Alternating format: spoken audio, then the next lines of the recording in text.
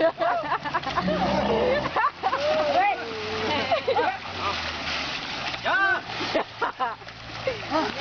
I'm Dane and welcome back to another episode of Professor in Progress. We're continuing on from the last episode where I talked about my undergraduate degree, why I did it, and how it relates to my PhD.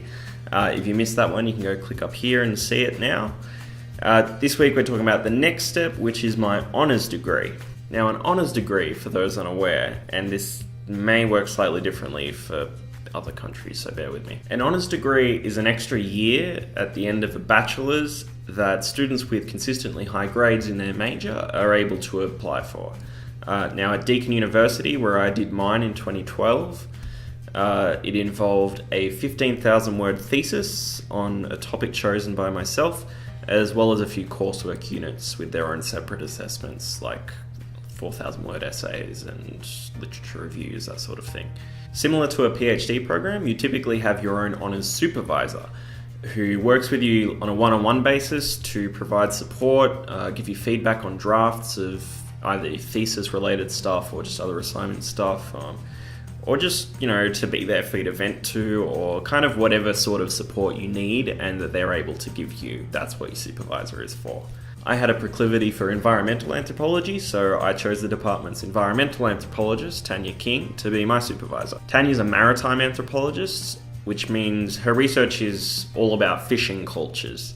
Particularly, she's done research with commercial shark fishermen in the Bass Strait of Australia. That's the bit between Tasmania and Victoria down the bottom. And if you recall from the last video, she's the person I credit with converting me from psychology to anthropology, so I was pretty stoked to have her on board helping me out.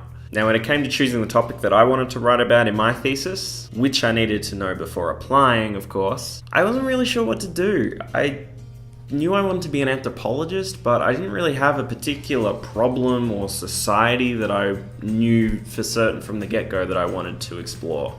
And I felt like a lot of anthropologists do. They have really personal, enduring connections to their field sites that's been developing for their whole life and has led them to being an anthropologist. And it's just like, I don't know, I had this intellectual fascination with the discipline, but didn't yet have a personal connection to a particular part of it, and I was kind of anxious about that. I had recently been on a trip to Thailand though, and that seemed like a good starting point. Turns out I found it a really intellectually engaging part of the world, because I'm still doing it. The trip was across a month in the break between my second and third years of undergrad. I'd never been overseas before, so I wanted to get out and explore a bit before I ran out of time and money to do so. I decided I would volunteer somewhere while doing that, and Thailand just happened to have an interesting project on offer working with elephants, which you saw a little bit of a moment ago. I went with an organization called Global Vision International, GVI. They have stuff all over the world, but this particular project involved staying in a Karen village, working with a Thai elephant vet, a small herd of Asian elephants, and their Karen mahouts. We were basically there to help document the social and feeding behavior of these elephants that had been reintroduced to the forest after a long time for some of them working in tourist camps in the cities. So that trip got me interested in Thailand and introduced me to the Karen. So once I got home, I started reading some of the anthropological literature about the Karen, and before you know it, I had a direction for my honours thesis. At first I was considering something about elephants, but it was going to be difficult because there's not actually that much literature in anthropology on elephants in Thailand. And my honours thesis wasn't going to have any fieldwork component, so it was going to be entirely literature based. So I needed to find something I could write about that had already been written about enough for me to have material to draw upon. I discovered the big issue everybody was writing on for the Thai Karen was agriculture and forestry. So the main thrust of my thesis was putting forth kind of a middle ground argument into a debate between two anthropologists, Andrew Walker and Yot Santasambat, who a few years earlier in the academic journal Asian Ethnicity had kind of butted heads over something to do with the Karen. Yot had been publishing about traditional Karen ecological knowledge and how it supported the sustainable use of forest resources.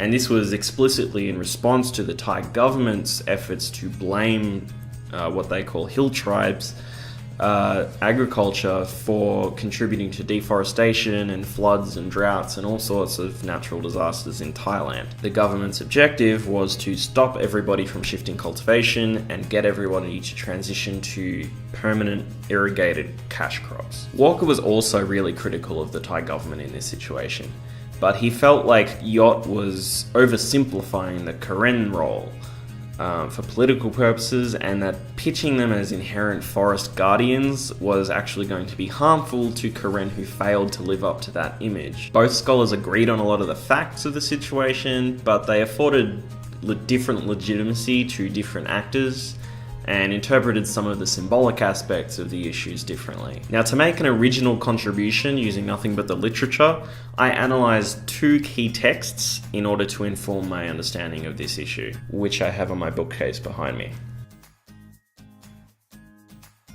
This one, called Raimun Nguyen in Thai, I originally read the English version, but I've since got hold of a Thai copy. I forget what the English title is called.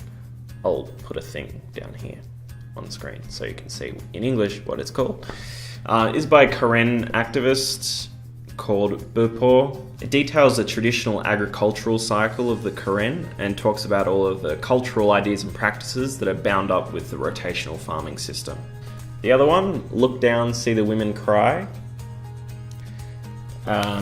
was a sort of novel by an English scholar who travelled around northern Thailand learning about Karen farming. It weaves interview data from Karen farmers with a fictional narrative that tells the story of their disputes with Thai authorities. These two texts gave me access to Karen voices, so I could try and apply both Yot and Walker's positions to them both and see which ones held up. I ended up acknowledging a lot of Walker's contributions that were missed by Yot, but ultimately I think I ended up siding more with Yot as an advocate of Karen farmers who were being discriminated against by the state and had chosen to present their cultural identity in a certain way, and I think that they have the right to do that. And I kind of found that the inconsistencies and contradictions that were so central to Walker's thesis kind of weren't really seen as inconsistencies and contradictions to the Karen themselves. So I felt like that kind of made his argument a little, well, academic. The thesis was titled The Karen Conversation, Evaluating the Campaign for Community Forestry in Northern Thailand. Now, looking back, the main thing I would change about my honours thesis was to include more Thai studies literature. I mainly focused on the Karen rather than Thailand more broadly. And so I wrote a thesis about people in Thailand without really knowing that much about the country outside the particular districts where I was looking. I got a good grade for the thesis, enough to get first class honours, which basically means a high distinction and is pretty much what you need if you want to have good hopes of getting a scholarship for a PhD, which is what I ended up getting. But the critical comments I did get were mainly about these sorts of omissions from my literature review. This was an artifact of being in a small department with no specialists on my particular topic. Now, Tanya was definitely the right supervisor for me for this project. Even if there was a Thai specialist in my department, I would still go with Tanya.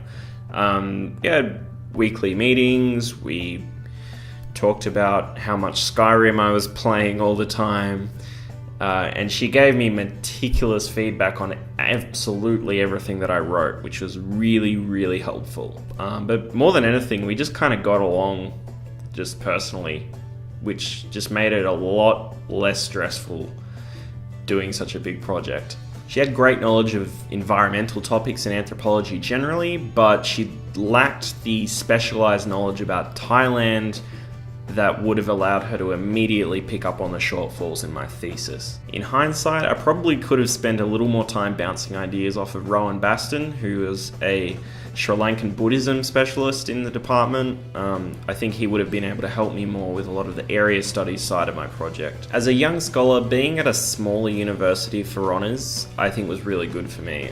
There were only a couple of other students in my cohort, so it was a really intimate setting.